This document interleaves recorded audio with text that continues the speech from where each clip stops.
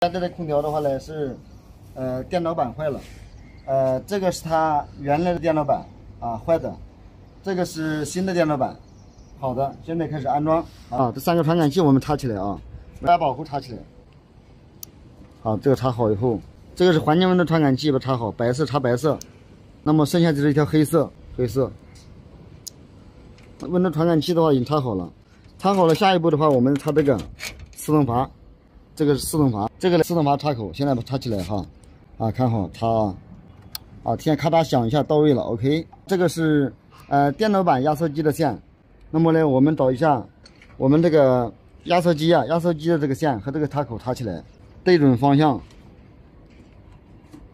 方向对好，找好以后这样插哈。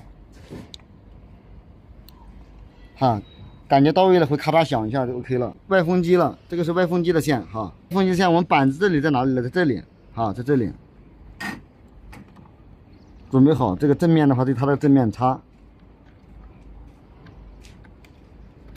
好，咔嚓响一下，到位了 ，OK 了。这条线，棕色的、蓝色的、黑色的啊。